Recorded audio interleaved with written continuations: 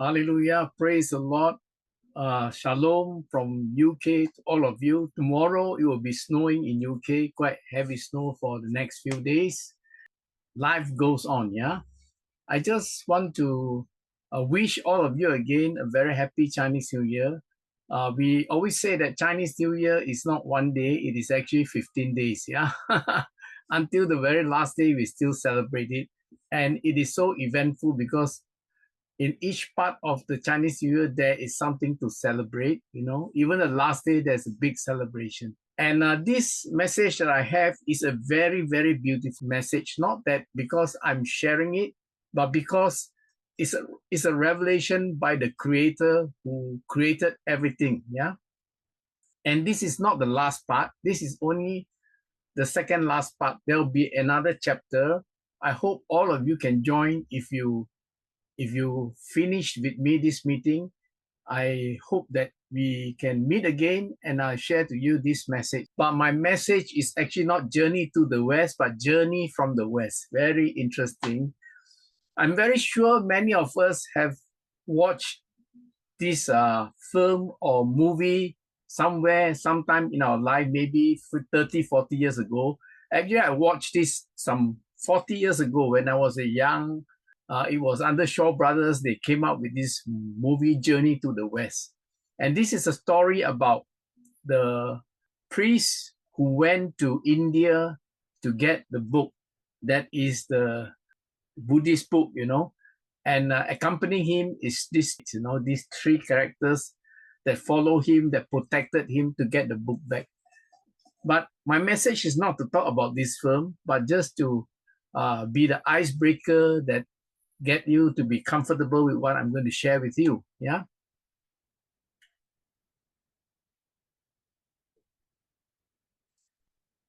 Obviously, this is a very famous story, but we know that this story is not truth. Is this the truth? No. This is a myth. It's a myth or a story that we hear when we are young. But my story is entitled Journey from the West. Not to the West, but from the West. Okay? And this is a very interesting story. Chinese people are quite strange or very mysterious people. They mix fantasy, myth, legend, truth, and it is all mixed together in the Chinese culture, in the Chinese history. You cannot divide myth from religion. You cannot divide myth from fantasy. You cannot divide myth from legend or truth. It's all intertwined together. And I'm sure some of you may agree with me, right? Yes. Now, the first one, the legend of Nian. Chinese New Year that you celebrate today is, the story goes, is this monstrous animal that came to the village to attack the people, and then to protect the people, they put the firecrackers, and then the Nian ran away. So this is 100% a myth. That means a myth, there is no truth in it. Can you get to understand what I'm trying to share with you? Yes. Yes. And Chinese people also celebrate the Dragon Boat Festival, or when they eat 粽子. Now, this is a mixture of legend and myth. All right, they believe that this very famous man, by the name of Chu Yuan, an officer in the royal courts of China at the time he was living, because the royal court was so corrupted, he got so angry, he committed suicide. And the people in this village near the Miluo River, they love him very much. So they want to prevent the fish from eating his body. So they wrap this glutinous rice with this food inside and then throw it into the river to feed the fish, so that the fish will not eat his body. Okay, this is a mixture of truth. Chu Yuan truly is a person who died. And then this is also a myth that if it's, feeding the fish that can prevent them from eating his body, is not the truth. But this culture is adopted until today. We still have the dragon boat race, and also we eat 粽子 after spring. Yeah. Now I'm sure some of you can recognize this. Where do you see this? Can someone tell me? Mooncake. August, autumn. Mooncake tins. Yeah, this is actually a fairy that lives in the moon. There's a story behind it, okay? A very beautiful love story behind it. And when I was young, I was very sick. And my godmother made me the the godson of this fairy so that I won't fall sick. There's Chinese people, we believe in things like that. But when man went up to the moon in the 60s, suddenly the Chinese myth is broken because there is no fairy there.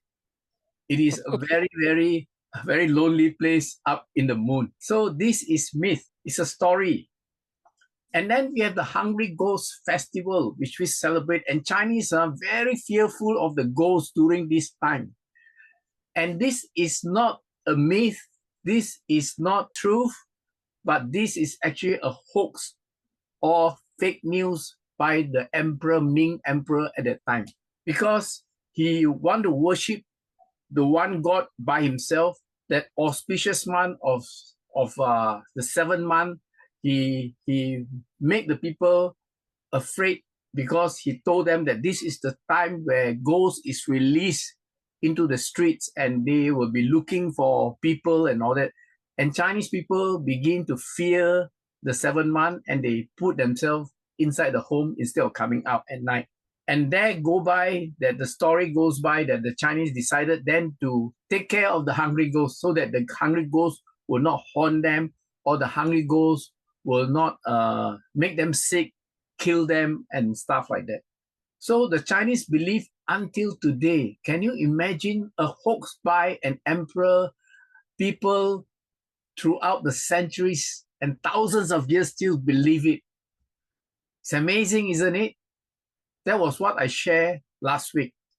Then we have the Mooncake Festival. 3,000 years, Chinese people have been eating mooncake. And there are stories behind the Mooncake Festival of how the Chinese people, the Han Chinese, try to fight the Manchurian, and they try to, go rebel against the oppressor by putting message in the mooncake and sending it to people so that they can attack the enemy, when the time comes. So the Mooncake Festival too have a story to tell. And this is based on facts, yeah? Then we have the Zhongzi Winter Solstice, 206 BC. Chinese has been celebrating it, And during this period of time, you see the children will use the lantern to go around the city or the town or the village. And this is done to celebrate the end of the year. And my mom always tell us when we were kids that when you eat this glutinous rice ball, it means that you add another year to your life. And it's very true because the winter solstice, when it finish, then will come spring. Spring is Chinese New Year. So Chinese people celebrate all this festival. But I'm going to talk to you about something very interesting.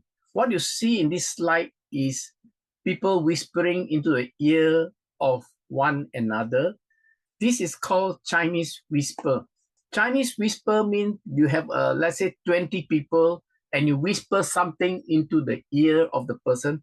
By the end of the line, the last person that received the message becomes distorted. Have you played this before, anybody of you?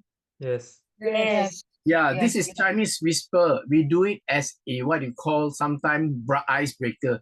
Let me play you a video of a Chinese whisper, but I'm not going to use words because words may not be so illustrative.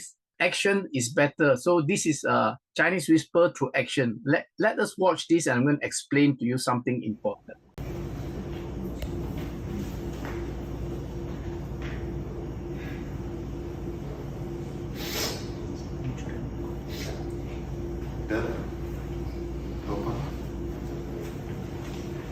Mira,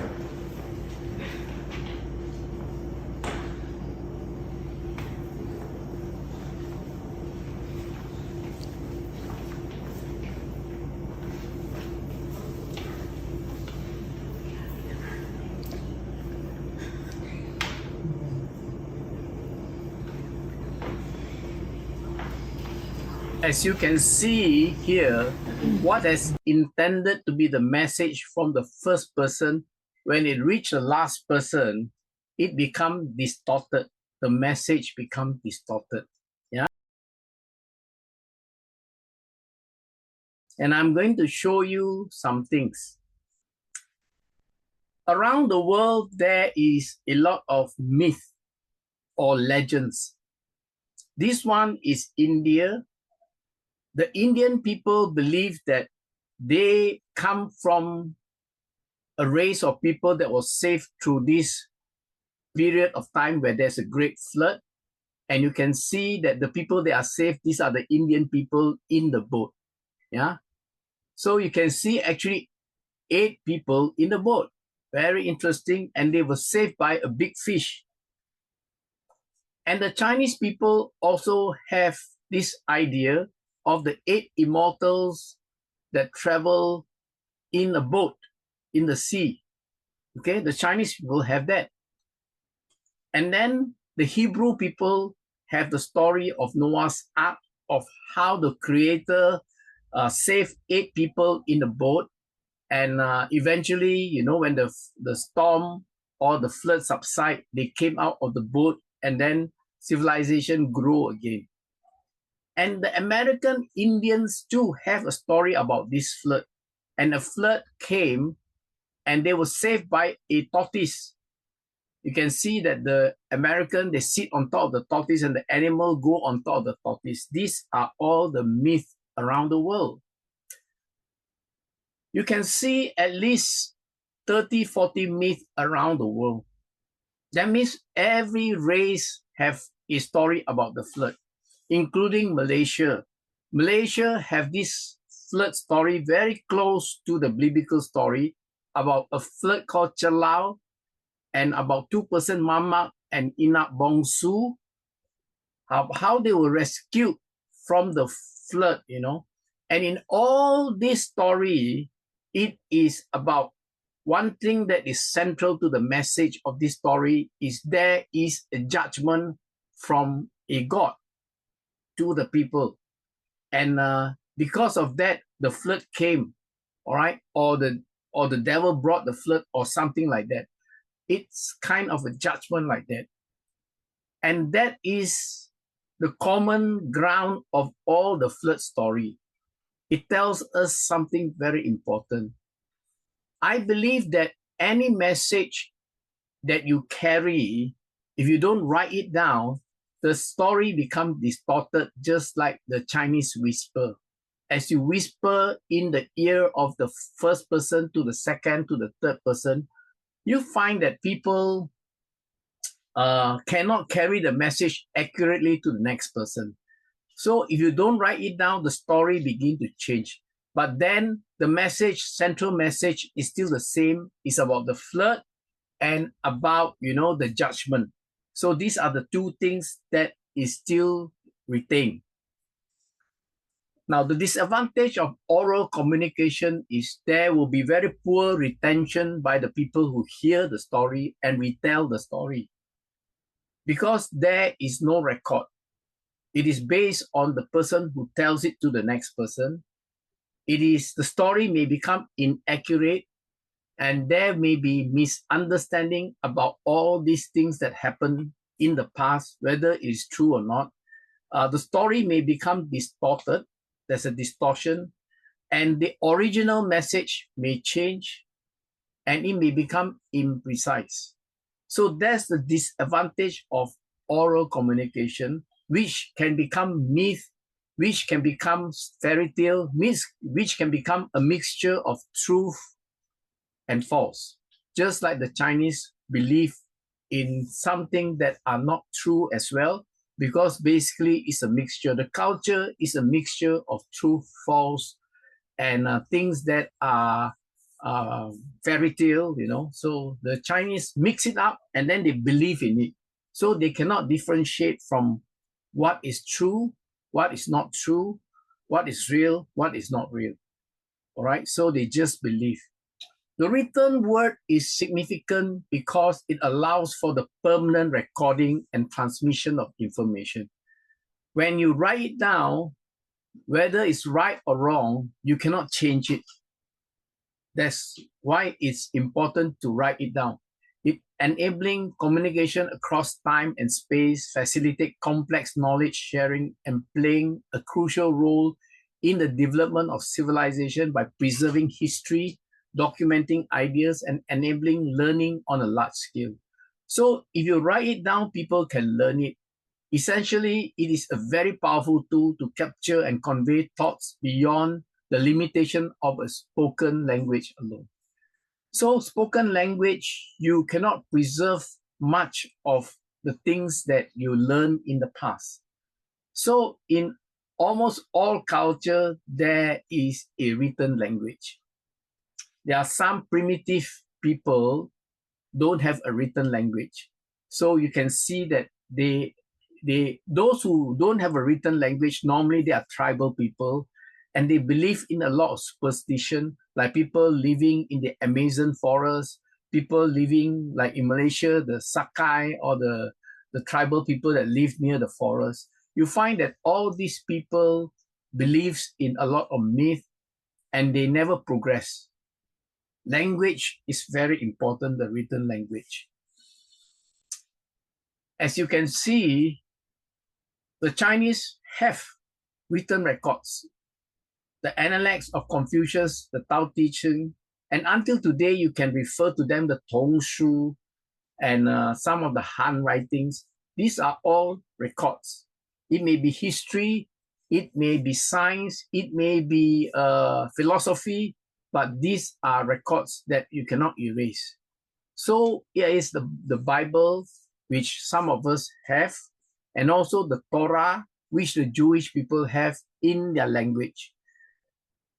Obviously, the language, as far as these 4 books you see here, the oldest of them all is obviously the Chinese language. After that is the Torah here.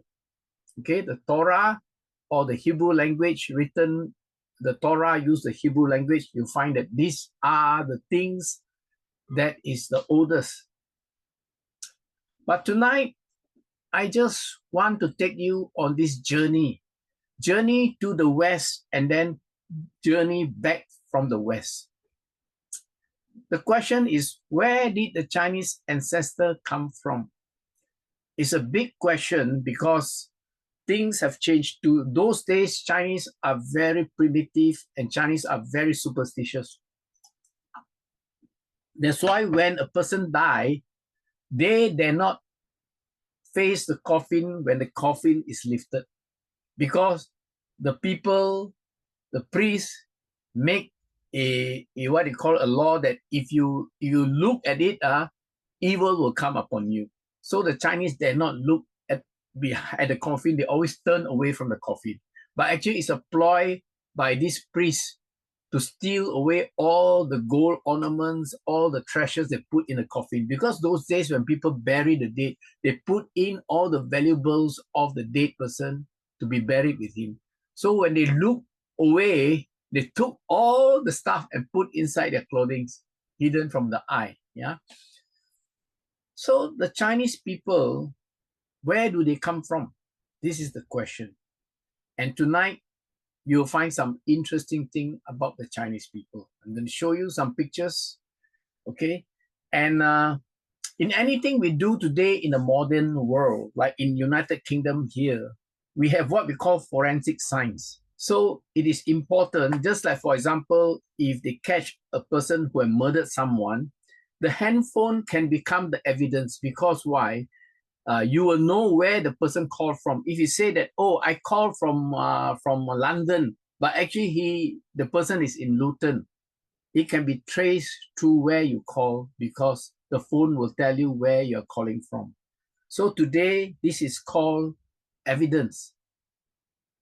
I'm going to use this very important way of showing you something very important, because some of you here coming here is trying to learn something, to know something. And I try to be as truthful as possible to you. Whatever I give to you, I do a research, I find out properly so that I can tell you the truth. Because the truth is important. Just like what I told you about the Chinese whisper, the last person will not know the truth because the message has become distorted. So what I try to do is in this message that I give, the journey from the West is to take you to the West to know what is the truth. Yeah. So science is important. I'm going to use a lot of science to explain some things to you.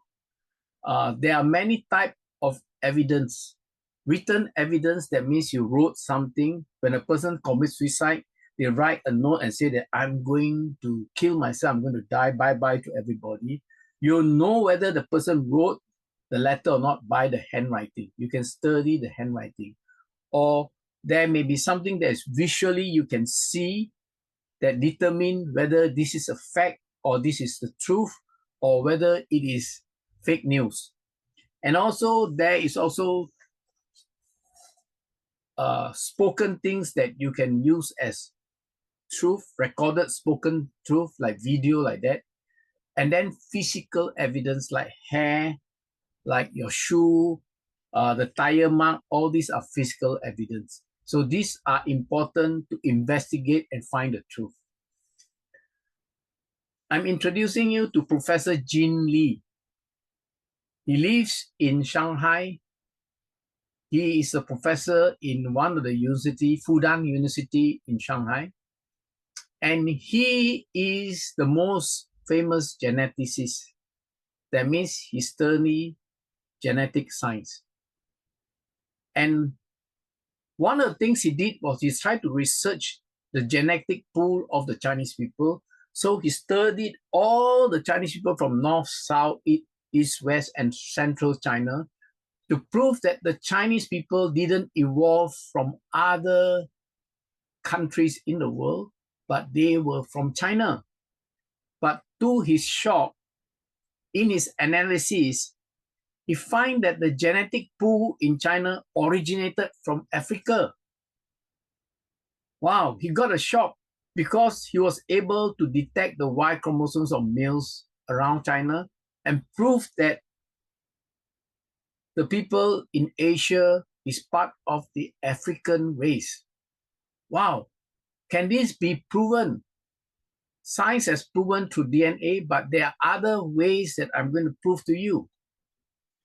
All right, this is a chart that shows to you how they collect the information and finally they arrive at the conclusion.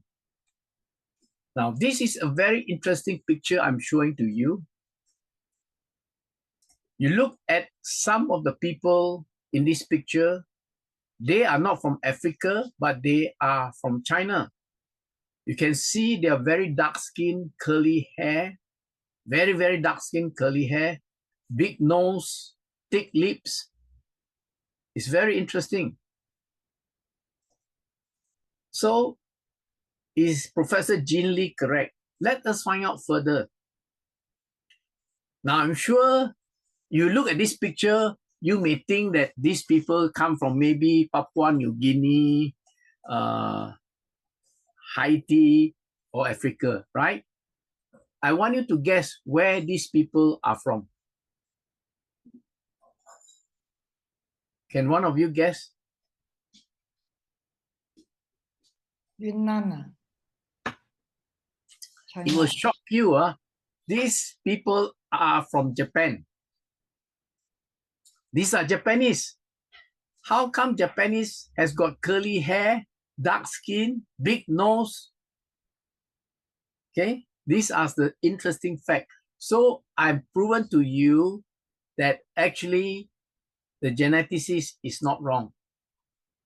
Now I'm showing you a very, very old map that is created by the Chinese people. And now we'll take a journey from the east to the west.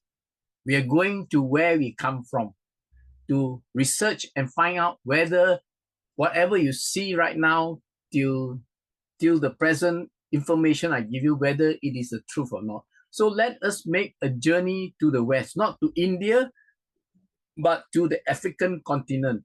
But you must remember that the Middle East,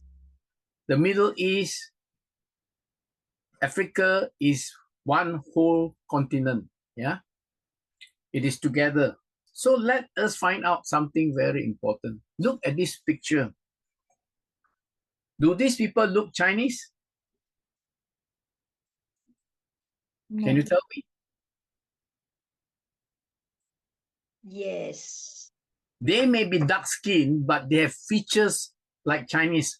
Small eyes, okay? The nose, you know, flat nose. Chinese have flat nose, not like the European have very high nose. These are some of the pictures of the people living in Africa, and our DNA actually comes from them. So it is a fact physically, you know, the evidence I'm showing to you, wow, this is a wow factor. If you haven't known this before, this is maybe a first time you know about it. It's an education, yeah. Now, at the same time, somewhere in that part of the world is an anchor for a boat in the past. And this anchor is not made out of iron as you see in the modern day anchor, because this anchor is something like about 5,000, 6,000 years old. Very old anchor, and it is made of rock. And the very interesting thing is that this anchor is not in by the beach or by the river. This anchor is on the mountainous part of the country. You can see the background behind is a huge mountain. This is found in Turkey, all right? If you look at the picture here, this is the story from Genesis chapter 8, verse 4. And on the seventh day of the seventh month, the ark came to rest on the mountain of Ararat. For those of you who are not Christians, an ark is a big boat. It is called an ark. And this big boat rested on this mountain called Ararat, which is in Turkey. And today, they found the anchors there, and they found remains that look like the shape of a very big boat in one of the mountainous part of that place. And science have proven that they found a lot of wood material dating to 5,000 years back there. So there is some accuracy there, right? Remember, I say to you, I take you from the east to the west. And this is what I haven't shared, but today I'm sharing with you. They said to each other, come, let's make brick and bake them thoroughly. They use brick instead of stone and tar for mortar. Then they say, come, let us build ourselves a city with a tower that reaches to the heavens, so that we may make a name for ourselves. Otherwise, you will be scattered over the face of the whole earth. Now, this is recorded in the written word, that is the Bible, or the book that is given by the Creator. You want to know more about this, ask your friends who invited you to this meeting, yeah? Or you can ask me, you can get my WhatsApp message, I can give you more information. Now, it's a record of somebody building a tower, which they never completed because the Creator came and confused the language. This was after the flood. Just now we're talking about after the flood that happened. So the people language were confused during this time. And very interesting thing I'm going to show to you. On the left-hand side is the picture, artist's impression of the tower that human beings built. On the right-hand side is a pagoda, which I'm sure some of you in Malaysia, if you go to Teluk Anson, you will see a pagoda there. You go to Penang, you can see a pagoda. And if you go to China, you see lots of pagoda. Okay? A pagoda is a spiral building that goes from the bottom to the top through the staircase that is spirally going upwards. It's interesting because the way the Chinese write the word tower consists of what is written in the Bible. We know that mud makes brick. Okay? All the bricks is made from mud. And they use straw or grass to combine with the mud to make the brick. And this is found in archaeological sites in Egypt as well, because they make the pyramids and all that, is they use mud and straw to make the bricks. And then you have the word people. There were lots of people there. And then you can see one mouth. Very interesting. Why one mouth? Because according to the Bible, at that point of time, everybody have same language until the Creator came and confused the language. If not, everybody will speak only one language. But the language was confused and the people gather themselves according to the language they speak. And from there, the great dispersion came. The Chinese people were dispersed out of the Tower of Babel, or this is the place.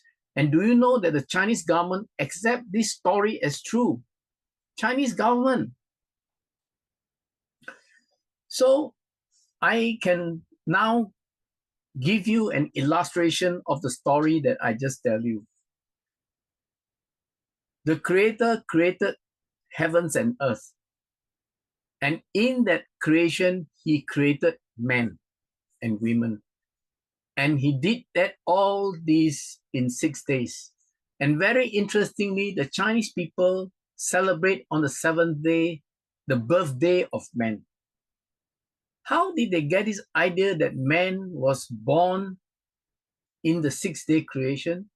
That is very interesting how Chinese remember things.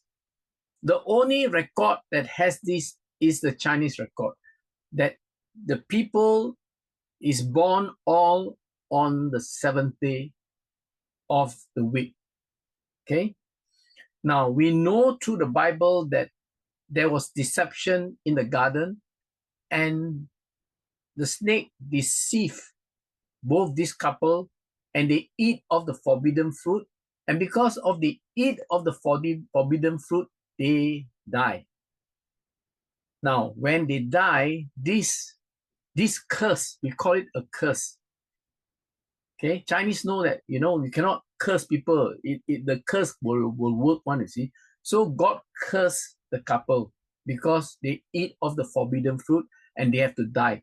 And then we all carry that DNA of the curse that is death. That's why everybody today dies. And we know that in the story that is in the Bible, the people sin against God. They kill each other, they disobey their parents, they do all kinds of evil things, and God just got fed up, or the Creator got fed up and said, I'll kill all of them. But at the same time, there is good people behind. That is Noah, 3 children and 3 daughters-in-law plus his wife. And these were the 8 people that were saved. And as I shared last week, I've shown to you that the 8 people that was saved in the boat denotes 8 people in the pictogram of a boat. So you can see that the Chinese somehow remember a lot of things in their past. Even though they migrated all the way from Africa to China, they carry along this message or this story. So the Tower of Babel is where they end up, everybody end up there, and from there the great dispersion start. The white people migrate to Europe. The people that migrated the furthest is actually the Chinese. You can find Chinese in America, you can find Chinese in the North Pole, you can find Chinese in Asia. 3 major places. That's why if you look at the Red Indians, they look very much like the Chinese. Okay, darker skin, but they look like the Chinese. And you can see that the story in this diagram here ends at the Tower of Babel. And then I take you now to the next part of the story. How the Chinese walked from the west to the east. So if you were to view the Chinese word migrate, all right, the word migrate is formed with some interesting word. The word ta, big, Big, then the word walk, big walk. From the west, they walk all the way and stop somewhere in the east. It tells you a story. The word migrate gives you an idea of what the Chinese did. Can it be proven? Yes, and also no. Yes, in the sense that there are limited information. The best information I can give you is the Silk Road. The Silk Road is not a trade route. If the Chinese truly were from Africa, they need to walk through some areas to get to China. So they already knew the route to China. They walked all the way to China. So this is a fantastic story that I'm telling you. And I'm telling you with facts, not guessing here, not guessing there. Give you evidence from the Chinese writing, evidence from history, evidence from culture. So I give you the different perspective to help you to see. Now you look at this chart. This is the chart of Chinese civilization under dynasty. The first dynasty is Xia. The second dynasty is Shang. The third is Shao. Now, this first three dynasty is called the legendary period because the Chinese writing has not developed yet or in the process of developing during the Shang dynasty where you got the oracle bones writing. So there is no record of this period of time, about 1,000 years, no record. And from there, you have the Qing dynasty and then Han, Three Kingdoms, Jin, Southern North dynasty, Sui, Tang, five dynasties, Song, Yuan, Ming, Qing, then Republic of China, then today, People's Republic of China. So this is the whole history in this chart. But let us deal with the first one, Xia, because Xia dynasty is very, very important and it is recorded, all right, by historians of what it is known for. The Xia dynasty is known for, you can see, this is taken from facts written in China. A great flood may help ancient Chinese civilization expand southward. Geologists say, researchers say they have found new evidence supporting a 4,000-year-old legend about the founder of China's first dynasty. Okay, 4,000 years. Now remember, the flood happened somewhere 600 years of the creation by the creator, all right? And then obviously after that, only the Chinese walked all the way to China. It took them 500 years to arrive at their destination, walking through mountains, walking through valley, have to go by boat. I don't know how they travel all the way to China. But if you look at paintings, you will see that the Xia dynasty always refer to the flood. That means they walk all the way after the flood. And another writing here dated 18 May 2017, I get this all from the website, where not from Christians or from people of any religion, but these are just facts. No smoke without fire, the existence of Xia dynasty and the Great Flood legend. So a great flood happened that causes this migration. Let me take you further, some very interesting thing.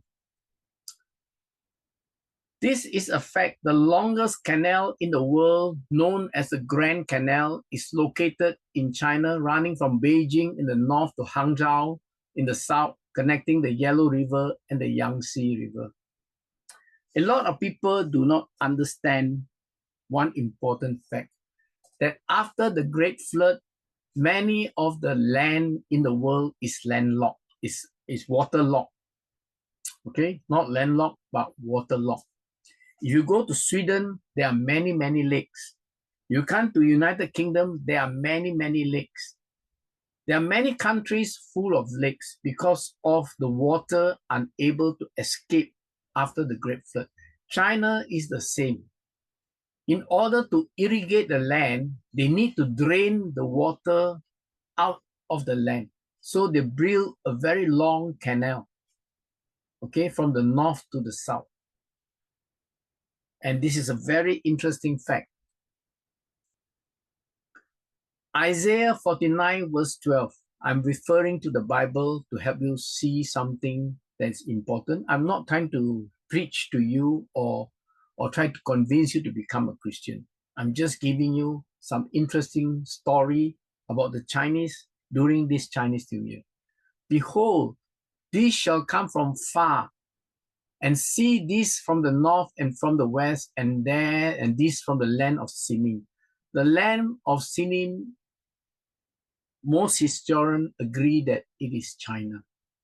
Okay, it's China, and I'm just trying to point a fact to you. Now let us now travel back to China. We have gone to Africa, and now we come back to China. So when we come back to China, I'm going to illustrate some things that we carry from the west to the east. When the woman saw that the fruit of the tree was good for food and pleasing to the eyes and also desirable for gaining wisdom, she took some and ate it. Genesis 3:6. That is the fruit that killed her husband, and killed everybody today. Everybody born has to die. But at that point of time, if they did not eat of the fruit, they could live forever. That's why when the Chinese people die, they try to build a mansion in paper form, cars, credit card, DVD player, all kinds of things to send the people who died together with it. So that in the next world they live, they still have the comfort of living with all these things that they enjoy presently. Okay, so Chinese believe that when they die, they don't die and then buried and then they are not conscious anymore. They believe they will be somewhere. And this is important to understand because basically we need to know the truth. When you know the truth will set you free. Now, I want you to look at the dagger or the knife on the left hand bottom. And then on the right hand bottom is actually a picture of a tree.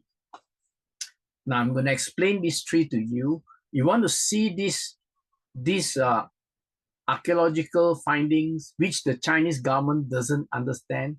It is made of bronze. And the Chinese government doesn't know what it tells. And mostly they will know what it tells because it's in the history. But this is something they don't find in China. Only they found it in Sangxingdu, somewhere in Chengdu. Okay, about 20 miles from Chengdu is a museum called Sangxingdu. Now there is housed a bronze tree. Now this bronze tree is very peculiar and very strange. It's a tree that has fruits in it.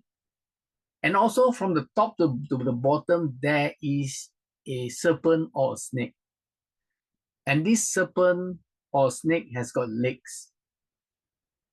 Remember, this is very old. This is about almost 5,000 years old. That means that it is not a Chinese culture. It is something that is foreign. Go to this museum, you will get what I'm trying to tell you. I won't tell you what is in the museum. You go, you see for yourself. The artifacts there are very strange. You know it is not from China. So this tree has got fruits as well as a snake, and then as well as knives or dagger.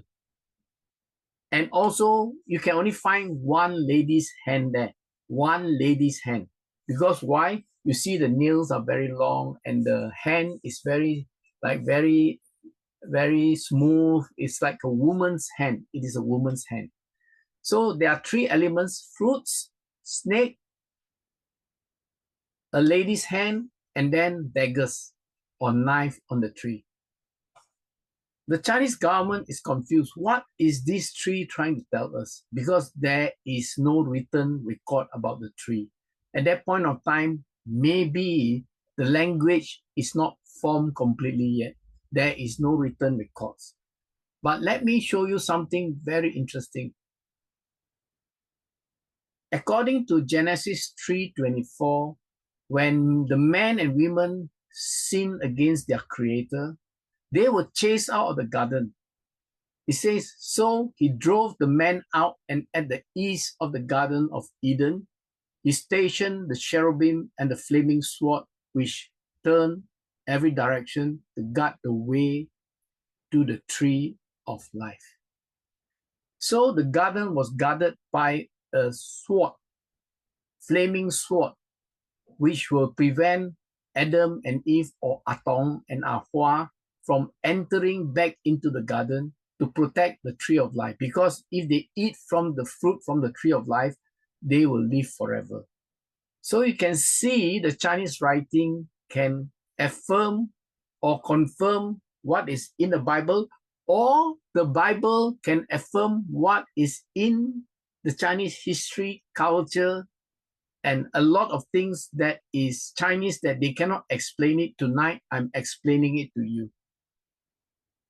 It's a wow factor. When I discovered all this, I was shocked of all this information. That's why until today, I speak this with really excitement. Now you can see in history, Chengdu is an ancient city in China with a history of over 3,000 years.